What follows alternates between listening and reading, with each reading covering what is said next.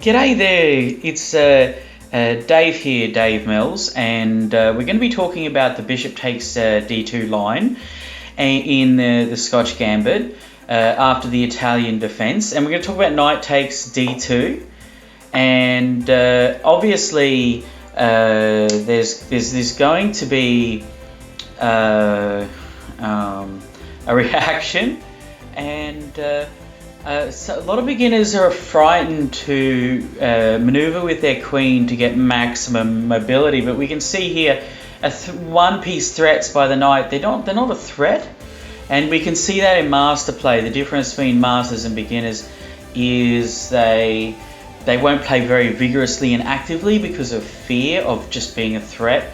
Like knight a5 was pretty pitiful threat. So knight e5 here is obviously attacking the pin. And you see a pin, break a pin, so castling is the logical move, and there's a few reactions to bishop takes d5 that we're going to look at here. Obviously the queen can lop off the bishop, or there's a few ideas here, and so what I want to emphasize about this position is it's an isolated queen pawn, isolated d pawn, and so you've got to play with the isolated pawn. You've got to use it. You've got to use the open files on either side. You've already got your knight in the outpost position, which is really good, but that isolated d pawn is very vulnerable. So we see here, obviously, knight takes e5. And after bishop takes d5, and we also see the queen idea, and obviously if the queen captures, you just start ruining black's structure for the winning endgame. And one of the reasons I say winning endgame is because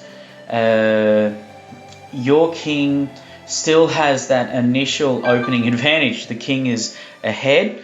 And so I'm just going to put my phone on aeroplane mode, and because I record with my phone of all things. So we can see here the structure is ruined, and we can see up to that distraction, and so if black captures with a pawn, it's still quite ugly. See, because white has actually kept that development advantage. And obviously, but the bishop is a better endgame piece, but the structure is quite ruined.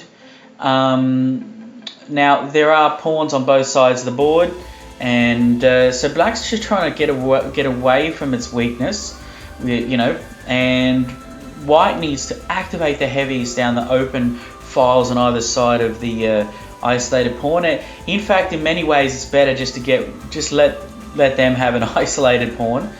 And this threat of mate, and this idea of creating momentum down the long light diagonal is just an excellent idea. And so now pressure can just start being brought to bear against that isolated d pawn. It's very, very hard to protect, and you can easily make blunders here, and so that defense of the pawn is very, very difficult to maintain. We can have a look at examples here, because you would think white would be scared of it advancing, but that actually helps its position. Also, the rook on the third rank offers third rank defense across the whole third rank, particularly the knight. And it's not a loose move. The rook is not loose. It's very, very important to keep all your pieces defended in open positions, and you want to point them at the weaknesses, particularly at the king, and you want to use the open files as vigorously as possible. And the pawn's obviously gone here. I mean, can you see a way of it holding? And this way is a lot better than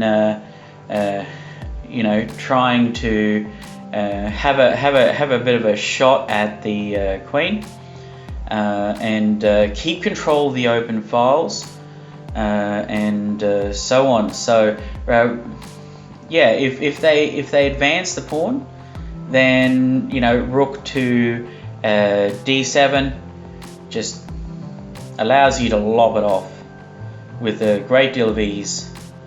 And obviously you don't want to just attack the bishop because the passed pawn is a criminal, and you need to lop it off. And also a good thing about capturing the passed d pawn is you prevent this, which ruins your kingside structure. But even in this position here, white still has very good winning chances because it has the outside passed pawn. And in this position here, there's a number of ways, because the pawn is so far advanced and far away from the king, it's extremely vulnerable. And the plan is obviously to get the king to e3 or even c3 and lop off that pawn. So you've got f4, f3, king f2, and you've also got king f1, king e1, and so on. So there you have it. And obviously the king has better pawn structure, and but even in this position here, it's very, very difficult, because having the outside pawns is a huge advantage. And in this position, once you win the pawn, you want to centralize. You want to get the king ahead of the pawns, and you want to keep everything safe and just move slowly.